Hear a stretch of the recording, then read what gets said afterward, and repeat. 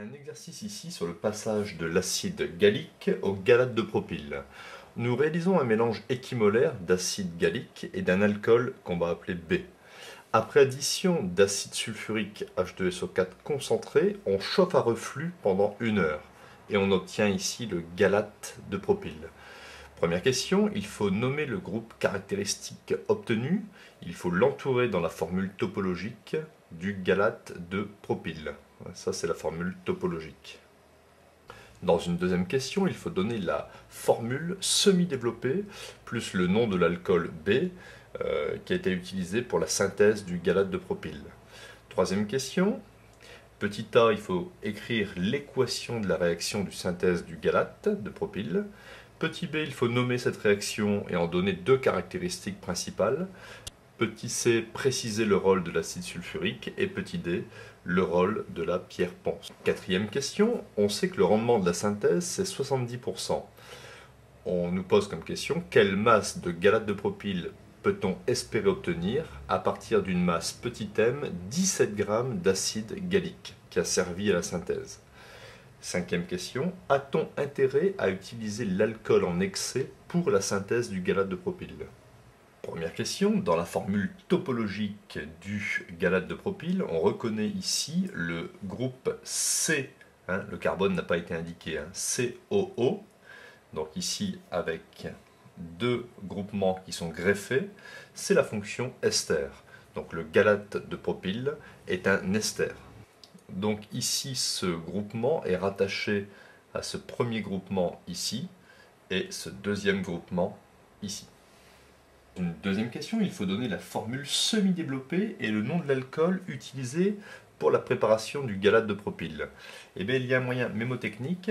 Vous allez ici retenir ce groupement et on va rajouter un H à côté du O.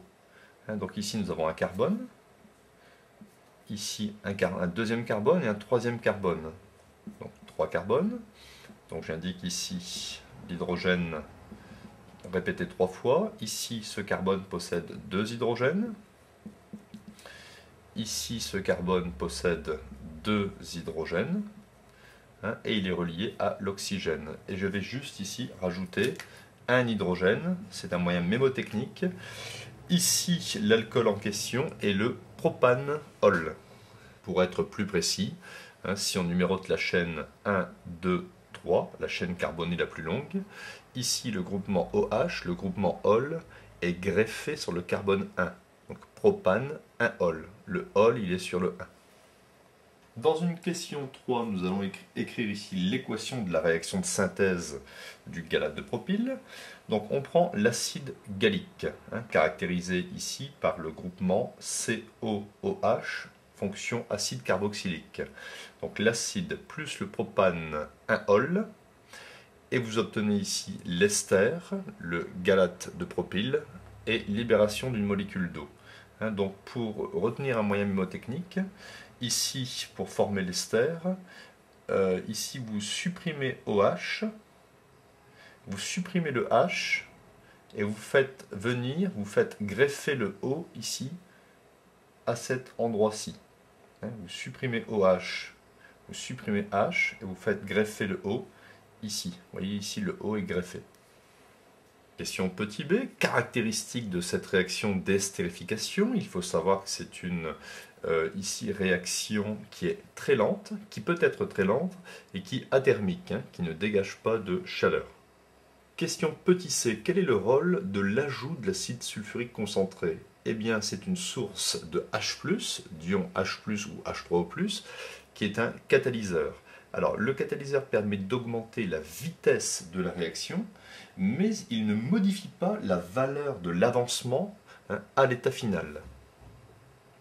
Petit d, le rôle de la pierre ponce, eh bien cela permet de réguler en fait l'ébullition. Donc la pierre ponce va être utile car elle permettra d'éviter des projections de réactifs ou de produits en crevant les bulles dès leur naissance, les bulles naissantes dès leur naissance. Quatrième question, on s'intéresse ici à la masse d'ester qu'il est possible de récupérer. Alors on part ici de 17 g d'acide gallique, donc il est facile de connaître le nombre de moles initial d'acide gallique, c'est la masse sur la masse molaire. Pour obtenir la masse molaire de l'acide gallique, vous faites ici, au niveau des oxygènes, 1, 2, 3, 4, 5 fois la masse molaire de l'oxygène, 5 fois 16, plus les carbones, 1, 2, 3, 4, 5, 6, 7 fois 12, les hydrogènes, 1, 2, 3, 4, 5 qui ne sont pas représentés, 6 fois 1. Et vous obtenez 170 grammes par mol. On a donc, pour 17 grammes d'acide gallique, un nombre de moles de 0,10 mol.